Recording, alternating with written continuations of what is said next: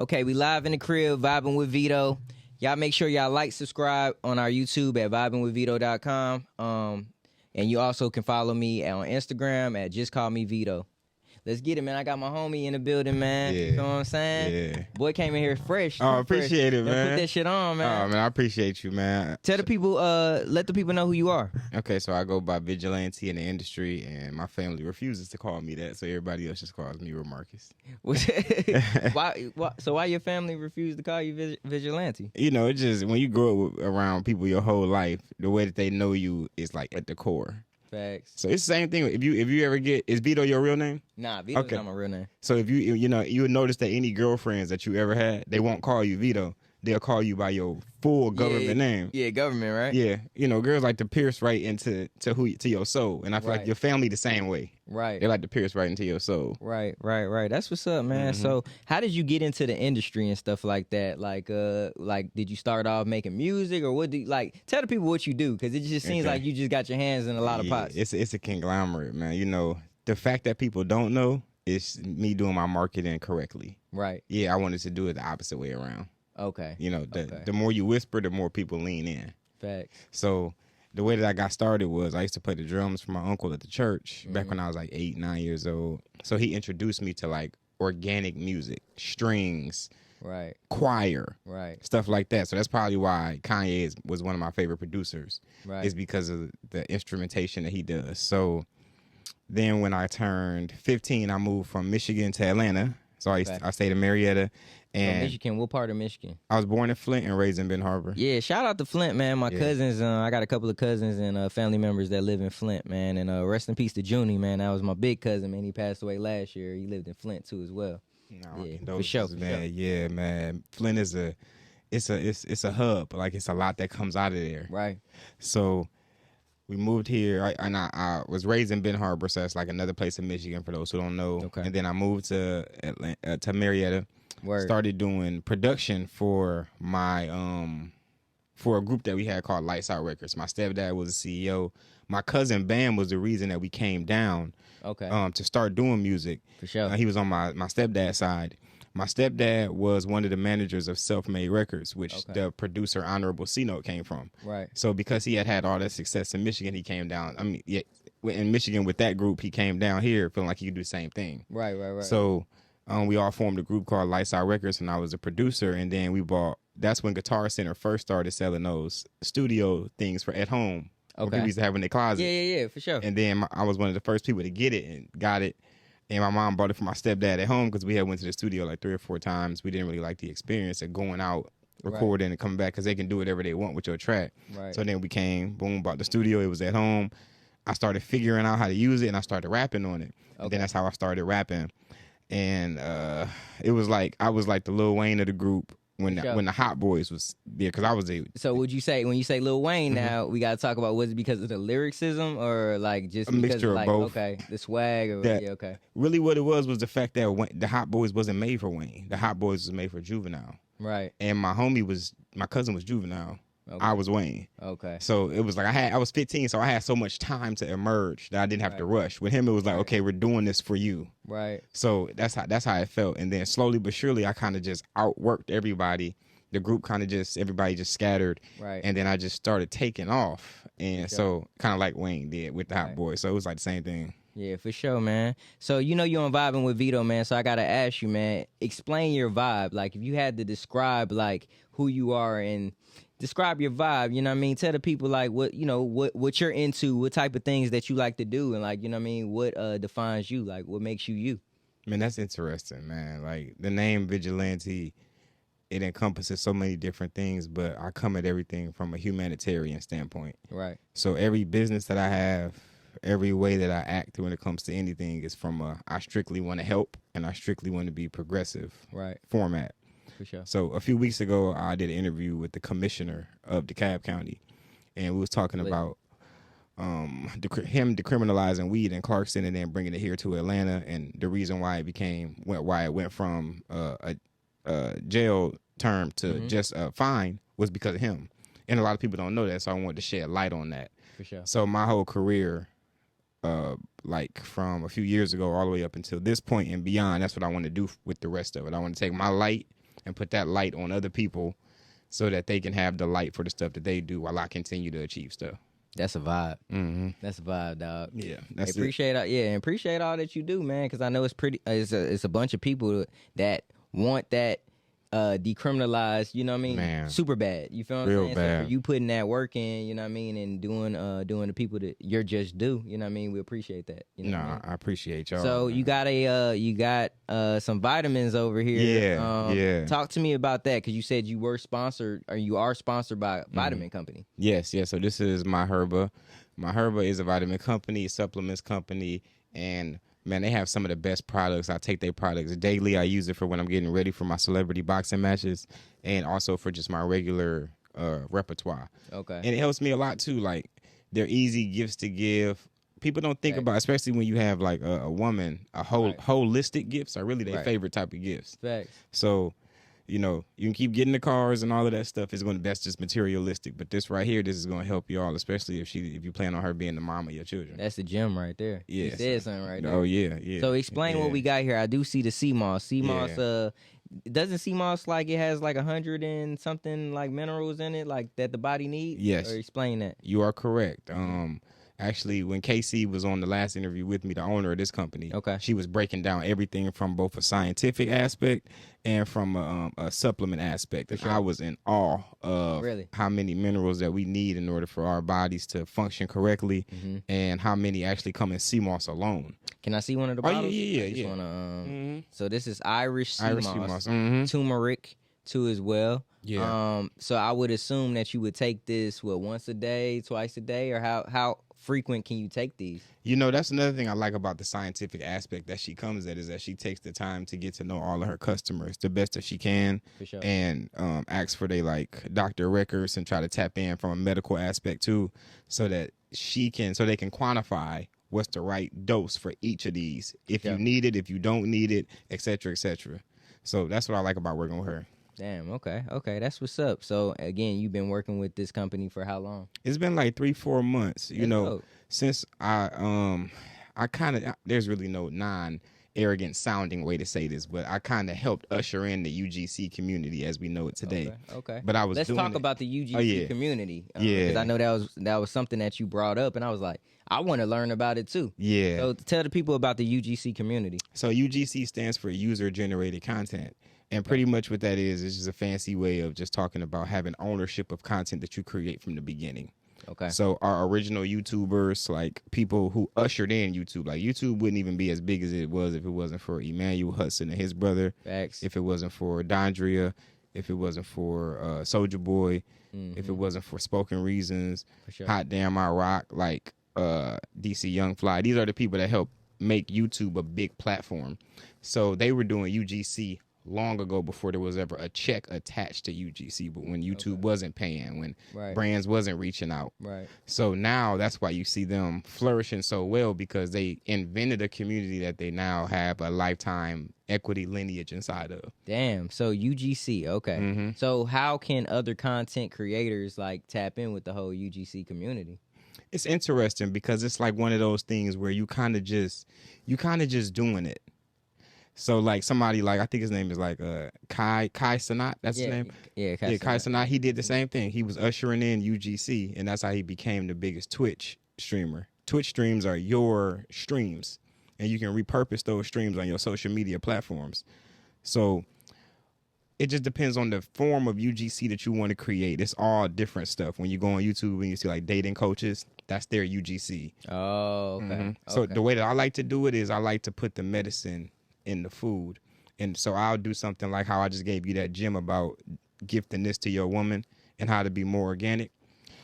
Instead of me saying like, this person deserves this person deserves that, I'm telling you the same thing that this person is telling you, but a better way, in a more digestible way. So that's my UGC. Okay. You see what I'm saying? So it's basically like a term, kind of in a sense, like what you do, like a call to action type thing. You know what I mean? Yeah, it's like the best way I can describe subconsciously doing something and not knowing you're doing it. In a way, but it's more presenting it. Okay. So honestly, this is your UGC right here. Facts. I was gonna say that. I was like, you're the owner of this content, but this lane is the media UGC. in the podcast UGC. Oh, okay. So for a person who does like gymnastics, that would be theirs. Right. And it just depends on whether or not they film the behind the scenes stuff and own it, because the stuff that's on TV is owned by somebody else. Facts. So that's really what it is, just by having ownership of the content that you create for yourself. Word. Okay, that's dope. Based off of like me listening to you and learning about like you as you speak, how important is self-improvement to you? Because it seems like you wake up every day and you try to be the best, the best version of yourself each and every day, just based off of what you put in your body, the mind frame, like, you know what I mean? So I'm learning about you. So tell the people like how important that is too as well. Well, thank you, man. Like, you saying that is letting me know that I'm doing the right thing with my brand, because that's essentially what it's all about. Oh, thank you, man. So me being high value, some people think that when I say that, it's like a way of trying to say that I'm better than the next person or like that. But really what I'm trying to do is I put the pressure on myself by telling you what I am in front of you. So that way you can hold me to that standard at all times. That's lit. So that's why when I work out in the gym, I make sure I do 4 sets of everything, so I can go on my TikTok, Instagram, Facebook, and Snapchat and show them each workout that I'm doing, so that my 200,000, 300,000 followers can both be inspired and hold me accountable as well. Right. So that's the way that I look at life as a whole. And I've just been one of those fortunate people that's able to turn off what they call the matrix. Right. So like, I used to eat McDonald's, but then when I saw what they were putting in McDonald's, I was so turned off I never went back a day in my life. Damn. But I know other people would be like, man, I know that they doing this, but I fuck with McDonald's, so I'm gonna just keep going. Right. Anything that I see that like a person can prove is not the right thing to do, or like when they used to lie to us and tell us that milk built strong bones, but never told us that every person is lactose intolerant. Damn. Now I feel like you lied to me. I can no longer use your product. So how do you know that every person is lactose? It's a scientific thing. Think about the amount of dairy that we can have. You can only have limited cheese. If you have too much cheese, then you'll be constipated. If you're constipated, then your bowels won't move properly. And then same thing with milk. Same thing with anything, yogurt, anything that's involved in dairy, you can only have a certain amount of it, or you're going to ruin or disrupt the inside of your body. Damn, bro. Everything was supposed to be plant-based from the beginning. Like, think about, I just saw The Color Purple. So think about way back in that time. Grocery stores weren't as popular and convenience stores as they are now, because people used to grow. So now that people don't grow, everything is just industrial. So you go to grocery stores and you eat stuff that's processed. The person put through a machine that they know is not good for your body, but they know is going to sell, and then sell it to you anyway. Damn. That's the biggest slap in the face. Damn, bro. That hurts when you hear it, don't it? It definitely hurts. And you spend your hard-earned money to get it too. Facts. The crazy part is, like I was telling somebody on the last episode, like, bro, I never had red meat a day in my life. I stopped eating chicken probably about like 5-6 years ago. But in terms of like pork and like steak and stuff, I don't know what a hamburger tastes like. You never had it? I never had a hamburger in my life. So you grew up like pescatarian? Pescatarian? Yeah. Okay, so that's the word. So the whole vegan thing, I didn't know nothing about vegan. Yeah. Vegan, like the whole vegan lifestyle until a couple of years ago. But pescatarian, yeah. I mean, I was eating fish and stuff like that. But one day my mom was like, she was like, you know what? I don't want to eat chicken no more. And we watched the documentary, What the Health. I don't know if you ever seen it. Oh, yeah, I've seen it, yeah. And she was like, you know what? I want to stray away from the whole chicken thing. So I was like, you know what? I'm going to do that too. Yeah. You feel me? Now, my brothers and sisters, they indulge. I don't think they still do it, but, they grew up on that. I just never was raised on that. You know what I mean? I think it was a time. Matter of fact, I take that back. It was a time my mom, she took me to my uncle, and I guess I was spending the weekend with him, and she told him, I don't want him to eat no pepperoni. You know what I mean? So he bought a cheese pizza, pepperoni pizza, and took the pepperoni off and said, hey, it's a cheese pizza. And I was like vomiting for like a couple of days. You know what I mean? And after that, my mom was like, hell nah, like we ain't fucking with it. Yeah, so essentially tying that back full circle, that's the same thing as the UGC. You probably didn't know it was called pescatarian when you first did it, but you was already on that lifestyle. So now your body can adjust better now with food going vegan, pescatarian, and vegetarian than other people can do. Damn. Where are the best places to get your food? Like, because a lot of times people say they don't want to shop at Kroger because it's a low quality grade of food. You know what I mean? Would you say Whole Foods? Where do you get your food from? It's hard to say, man. Like, I'm more of a home cook person. Right. Like people see me cooking on my story. I meal prep a lot. I want to say that I recommend people do that more, get more into meal prepping. The same amount of money you spend on fast food is the same amount of money you're going to spend cooking for yourself at home. Right. And for my fellas that's listening, it makes for better dates too when you invite a girl over to your crib and you make it more about the food than you do about, you know, what she think that it's going to be about when y'all get there. And then she going to want to be the one that do that after the food is made anyway. So you just got to understand how to play the long game. Yeah, facts. So, it's just better overall, and it frees you up mentally. Like I used to work at Burger King and I used to work at Marco's Pizza, so I know like what people do to the food when they having bad days in the back and stuff like that. Damn. And it just don't be worth it when you. Well, I ain't never going to Marco's Pizza no more. He done said that. Shout out to Marco's. But I think it might be a combination of everywhere though. Really, just any place where a person is working for minimum wage or close to it, and they're not seeing their life turn, they're going to do something to make somebody else feel the same way that they feel. Damn, that's crazy. Yeah. I heard you say one thing. We're gonna shift gears a little bit. I heard you say one thing. You said celebrity boxing. Yeah. Talk to me about that. You know what I mean? Or is that something that you're into? Yeah, that's on your page. You was punching the hell out of somebody. I was like, bro, what the fuck? Like, yeah, man. I don't even seem like that type of violent dude. You seem cool, man. Yeah. You know what I mean? That don't mean you're not cool, but shit, you just know how to fight. Just know how to fight. Yeah, that's another thing that's important too. So I'm gonna go a few different angles with that one. So I was in a poly relationship, and I had 2 girlfriends who was all living with each other for like 6 months, and it was a cool experience. And all of us ended up parting ways. And I remember around that time, that's when Kevin Samuels was at his peak. He had just like emerged. I didn't know who he was at first. Right. And rest then in peace to Kevin rest Samuels. in peace, man. People like him gave me the opportunity to be able to speak as freely as I speak now about certain topics. Okay. So when he was going over the high value listing, I had everything on there except for one thing, and that was trained in combat. So then I started taking boxing classes, and I was there getting my ass whooped every day and just doing long sessions. I'm used to playing sports where you work out for an hour, work out 30 minutes, play the sport. But Did in you boxing, have headgear on? I had headgear on. I was still getting fucked up. Yeah. Yeah, you know, boxing is an art form, and it's something that when you box, you a warrior, you a gladiator, and I think that's something that we got away from as men in this time that we in right now, is just the art of combat and just walking into a room and knowing that you can't talk to a certain man a certain way because you don't know what he know, you don't know what he can do. Mm-hmm. So I don't want to be on the other side of not knowing what he can do. I want to be on this side of not knowing what he can do. Right. And so I started taking combat, and when I was pulling off 4-hour, 5-hour gym sessions, I would come home and my body was just so chiseled up, and my arms starting to get big. Like I'm smaller in frame, so things are starting to sit the way that I want them to. My chest is starting to come in. I'm like, what is this coming from? From me boxing and doing boxing workouts.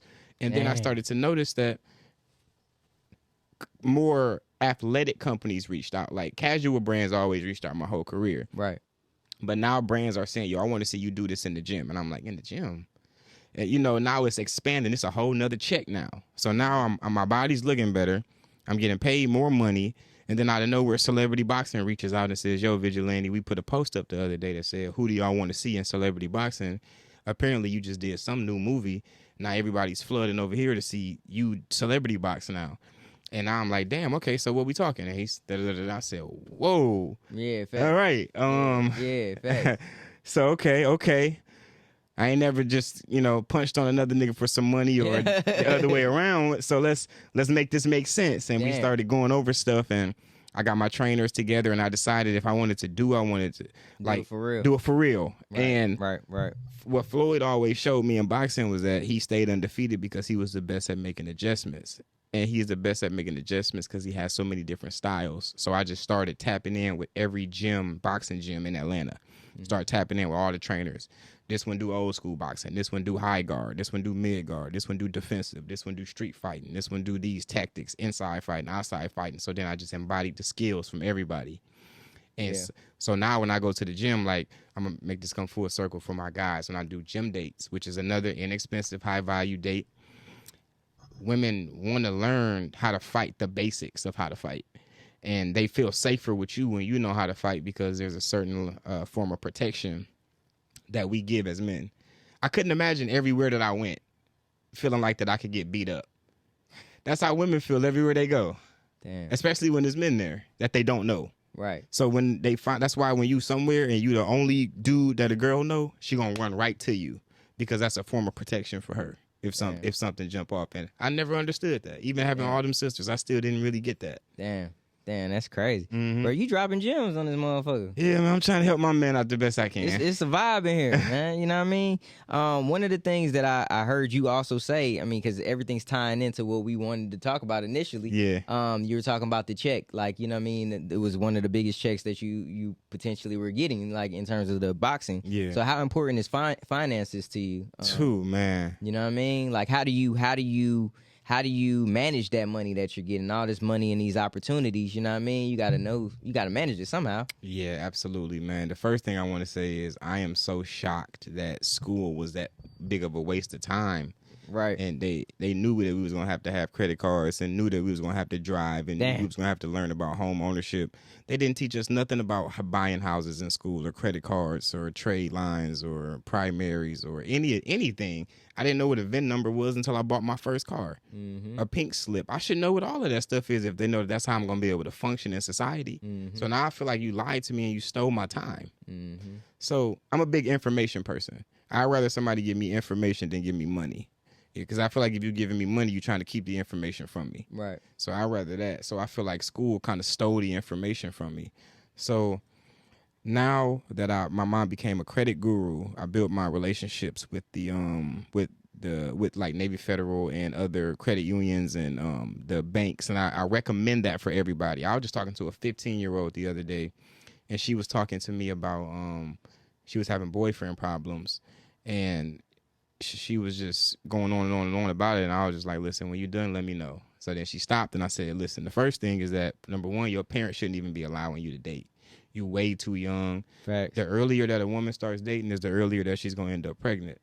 So I was just letting her know that that ain't even the route you should be going. Right. And she works at one of the Marcos Pieces I used to work at, and she was like, asking me about financial stuff, and I said the best thing for you to do is to go to whatever bank you bank with, get you a secure credit card, $100, $200, put $20 on there, pay it down to $10. Put $20 on there, pay it down to $10, and do that for the next 2 years. Matter of fact, 3 for you. And she was like, why 3? I said, because you can buy your first house when you're 18.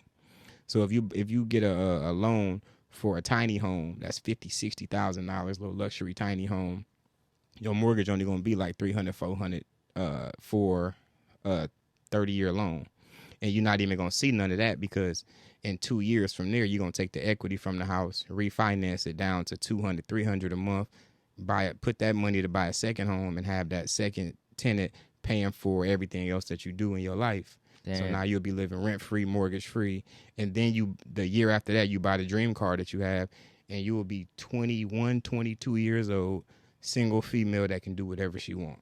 High value. That's crazy. Clap it up for that. We gotta clap it up. So you spoke on tiny homes, bro. Yeah. I love them motherfuckers. Man, me too. I be seeing them, and I was like, man, these are like the dopest fucking houses, man. Yeah. You know what I mean? Because they're so compact, but it's a lot of things that's in them. Like, you know what I mean? They've been making those shits look good, man. You know what I mean? Real good. Would you say for anybody else that should be like a first investment property, like a tiny home? You think you put that on Airbnb or something like that, it'll go crazy? Hell yeah. That's really the future, man. Like, another thing that lied to us is the banks. The banks give us predatory loans that they know that we can't afford, and then they also deny us loans. So it's either we paying too much or we can't get it at all. And so when I first bought my Mustang, I bought it for $7,000 and for $7,000 down. Mm-hmm. If I was an old white lady, I probably wouldn't have had to pay anything with the exact same credit score. Damn. But at that time that I bought it, I didn't even understand that yet. So, you know, sometimes having money can make you bliss too. So damn. Even though I don't need the 7 would have been nice to still have in my pocket just in general. Damn. And then what having this property does is that it opens you up. So that same 15-year-old, if she buys that tiny home that's $50,000, she doesn't have $50,000 liquid, but she got $50,000 in assets. Yeah. So if that house was to burn down the next year and she had homeowners insurance, they'll cut her a check for $50,000. So now she just went from a $2,000 down payment to $50,000 from a tragedy, and now she can buy as many tiny homes. She can buy a tiny home community if she wants to now with that whole 50 and live in it. Damn. That's crazy. That's crazy. So let me ask you I want to ask you a serious question. You know what I mean? When it's all said and done, right? You know what I mean? Like when the curtains close, how would you want your legacy to be? Like, what would you want people to know you for? Because it seems like you're a very, very knowledgeable guy. Like, you got head on your shoulders pretty good. You got all these companies fucking with you and shit like that. What would you want the people to, to know about you, you know what I mean, and your legacy? With my legacy, I just want everybody to know that I tried to help. If I didn't help, Facts. I tried to help. Facts. And if I did help, then I helped. It's a lot of different areas where I really would have, I wish that I would have been there to men, like, let's say something like something like Martin and Malcolm, the feud that they had. I would have been the person that tried to sit them down. Let's say Tupac Big. I would have been the person tried to sit them down. I'm still here now alive, so I can try to sit Dame and Jay. I can try to sit them down, so we can figure this thing out. I don't like seeing people feuding. Yeah, facts. I don't like seeing. Seem like a positive guy. I try to be as positive as possible, but when you a vigilante, when people are on the other side of positivity, then they try to paint your positivity as negativity. Mm-hmm. So if you ask a white person from back in the day if Martin Luther King was a bad guy, they're gonna say yeah.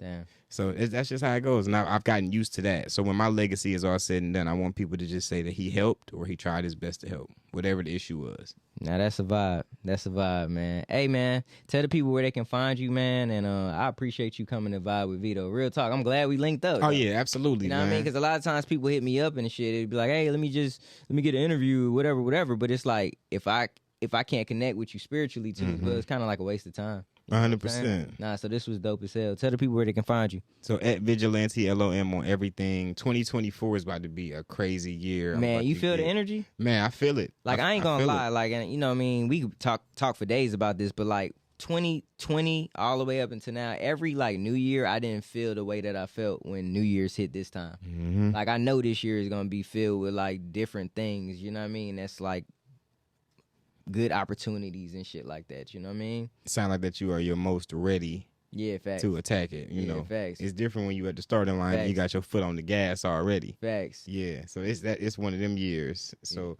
at Vigilantelom on everything. This year I'm gonna be taking my YouTube channel super serious. So I'm 100 subs by the end of the year is my goal, so I can get me my YouTube plaque. Sure. And I'm gonna be doing one-on-one consultations with people, and I'm gonna be dropping a lot more content helping people because I'm about to close on my first penthouse. And when I do that, I'm gonna be doing a lot of like classes and seminars and stuff to show people how to get more into real estate. We really gonna do this thing. For sure. 100%. So you're into real estate right now too. Yeah. That's lit, bro. See, he be leaving shit out. He want to come back for another interview to talk about that shit. But nah, be here for a few times. Yeah. Nah, thank you though. 100%, man. Hey man, it's been another episode with Vibing with Veto. Like, subscribe. Also follow me at Just Call Me Veto, and follow the page, man. Vibing with Veto. We gone.